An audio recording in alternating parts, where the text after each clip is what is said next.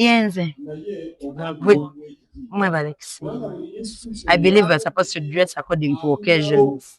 Olagawa. Atoja kunsanga wange mbenga ndi wed. This is actually the first time I put on a gomez. Yeah. Yeah, Buchanganzaliwa, because it's not my culture where one.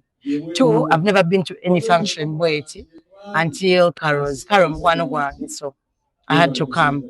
I think I'm calling no good positive. Anti abasinga abafumbiddwa bakulu. Abayimbi abasinga abafumbiddwa bakulu. Kati age bracket yaffe etandise. Etandise ate Gloria mama. Anti kati oyo si muyimbi. Ani atali muyimbi? Hey, sorry. Sorry, I'm so sorry. Thing is, baby Gloria, tubachugamba bayimbi. So, bada wenza obutamubala ku bayimbi.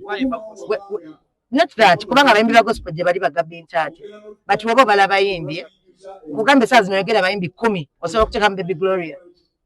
Okitegeera, not in bad faith.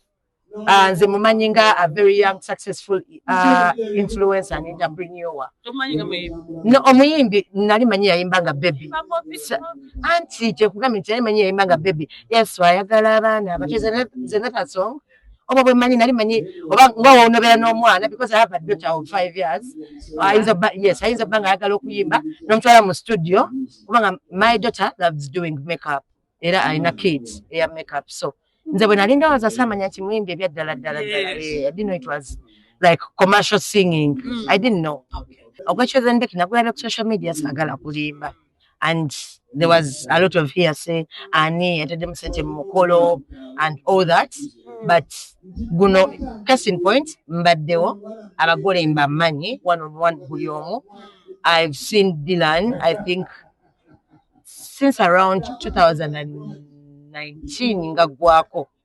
Kubanga when I was pregnant in 2020 nali India emmere wa Hajaruna, and he was one of the managers there. Yeah.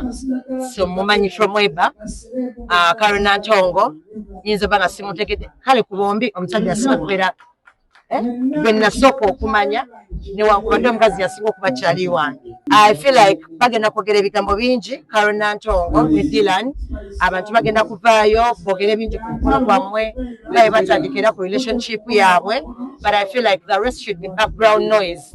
Where is, like for example me, nze mwene mugamba nti oba omusajja mwesibako kati yo nga tanaba kungamba nti mwesibako. I really don't care.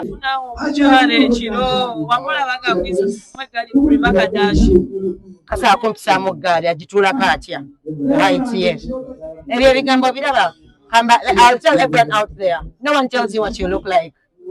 I have a very big house. I have a very big mirror in my bedroom. I see myself 360. I know my bum, I know my face, I know my in front, I know my side way. Like, you don't come and tell me what you want to tell me because first of all, how do you have sight to ngoli mumpi ngola bomuntu omuwanvu? Kitegeeza olirabira wansi kiringa onokwata kamera ng'ogiraba bwe bati. Of course, ojalaba amatama nga manene kubanga olabira wansi. They should just grow by kanenange, then we look at each other eye to eye. And then I feel like it's a go for her because yembozi yokajalina. Waliwo omukyalo omuddugavu agenda bagamba ki ekirala tewali. Ne bweba live ng'akoze live batemamu eyo part gyanjogeddeko.